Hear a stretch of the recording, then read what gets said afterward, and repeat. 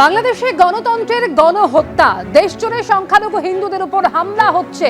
প্রতিবাদে আজকে ফের পথে সনাতনী সমাজ। হাইকোর্টের অনুমতি নিয়ে রানী রাসমণি অ্যাভিনিউতে সমাবেশ 50টি সংগঠনের। সরাসরি কথা বলবো অর্ণব মুখোপাধ্যায় আমাদের সঙ্গে রয়েছেন এই মুহূর্তে রানী রাসমণি রোড থেকে।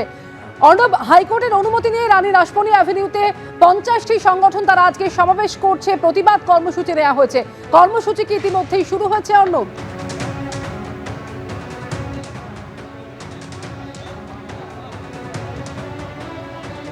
দেখো, ইতিমধ্যেই বিভিন্ন সাধু সন্তরা তারা আসতে শুরু করে দিয়েছেন। তোমাকে প্রথমে মঞ্চটি দেখিয়ে দেবো। এই যে মঞ্চ করা হয়েছে, একদম মঞ্চের উপরে ছবি রয়েছে হচ্ছে অখণ্ড ভারতের ছবি। সেই অখণ্ড ভারতের ছবি দেওয়া হয়েছে। যে অখণ্ড ভারতের ছবি, তার নিচে লেখা রয়েছে ধর্ম রক্ষতি রক্ষত, সেইটা লেখা রয়েছে। এবং তারপরে লেখা রয়েছে বাংলাদেশে যে হিন্দুদের ওপর অত্যাচার হচ্ছে এবং চিন্ময় কৃষ্ণদাস সহ সমস্ত সন্ন্যাসীদের নিঃশর্ত মুক্তি দিতে হবে। এবং সেই সমস্ত দাবি নিয়েই তারা কিন্তু আজকে এখানে কর্মসূচি পালন করছেন, যেখানে শুভেন্দু অধিকারীরও থাকার কথা রয়েছে। এবং আজকে দুপুর 2টো থেকে বলা হয়েছে যে এই কর্মসূচি শুরু হবে। এবং এখানে ইতিমধ্যেই পুরো অঞ্চলে আমরা দেখতে পাচ্ছি গৈরিক যে ধ্বজা, সেই ধ্বজা দিয়ে ভরিয়ে দেওয়া হয়েছে। এবং যারা সন্ত সমাজের প্রতিনিধি তারা ইতিমধ্যে আসতে শুরু করেছেন। আমাদের সঙ্গে রয়েছেন লাল বাবা। আপনার থেকে জানতে চাইবো যে কি বক্তব্য, আজকে কি দাবি নিয়ে আপনারা এখানে একত্রিত হচ্ছে? মূলত বাংলাদেশে সংখ্যালঘু হিন্দুদের উপরে নির্বিচারে অত্যাচার হচ্ছে এবং মা বোনেদের উঠিয়ে নিয়ে গিয়ে গণধর্ষণ করছে এবং ঘরবাড়ি জ্বালিয়ে দিচ্ছে। শুধু তাই নয়, আমাদের চিন্ময়ানন্দ প্রভু মহারাজ উনি সনাতনীদের নিয়ে একটা সভা করেছিলেন, প্রতিবাদ সভা।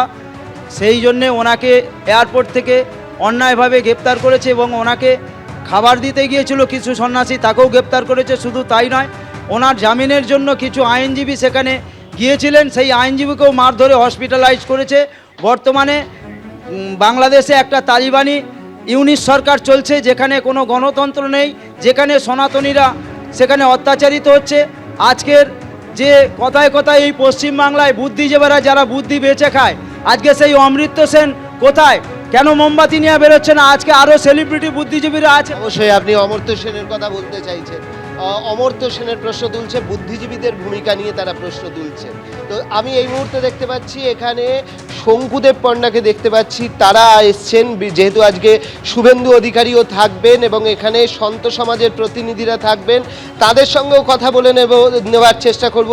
শঙ্কু, আপনার থেকে যেটা জানতে চাইবো যে আজকে সন্ত সমাজের প্রতিনিধিরা থাকছেন কিন্তু শুভেন্দু অধিকারী থাকছেন, আপনি রয়েছেন বিজেপির পতাকা ছাড়া। আজকে গৈরিক এই পতাকার নিয়ে আপনারা কি কারণে এই মুভমেন্ট করছেন? আগে আমরা হিন্দু, তারপর অন্য সব কিছু হবে। আমাদের হিন্দু ভাইদের বাংলাদেশে আক্রমণ করবে আর আমরা চুপ করে বসে থাকবো, এটা হবে না। এখানেও আমি দেখলাম রাজ্যের একজন মন্ত্রী হুম্বি তুম্বি করে গেছেন, তাকে গ্রেপ্তার না করে ভাই আপনি গণতন্ত্রের কথা বলেন, আপনি বলছেন হচ্ছে সাম্প্রদায়িক সম্প্রীতি রক্ষা করতে হবে। আপনার মন্ত্রী রাস্তা দাঁড়িয়ে কি বলছে? আর সিদ্দিকুল্লাহ চৌধুরী, তাকে গ্রেপ্তার করা উচিত ইমিডিয়েটলি। সিদ্দিকুল্লাহ চৌধুরী যে ভাষায় কথা বলেছেন সেটা সংবিধান স্বীকৃত ভাষা। তিনি বিদেশ বিষয় নিয়ে কথা বলছেন, মমতা বন্দ্যোপাধ্যায় নিজে বলেন না। তিনি বলছেন যে কেন্দ্রীয় সরকার যা সিদ্ধান্ত নেবে আমি মেনে নেব, আর সিদ্দিকুল্লাহ চৌধুরী উস্কে যাচ্ছেন রাস্তায় নেমে। ভাই স্পষ্ট করুন আপনার লাইন কি? পশ্চিমবাংলায় এরা পরিস্থিতি তৈরি করেছেন। আপনি প্রো হিন্দু কথা বললে আপনি হবেন সাম্প্রদায়িক, আপনি অ্যান্টি হিন্দু কথা বলবেন আপনি সেকুলার। এটা কখনো হতে পারে?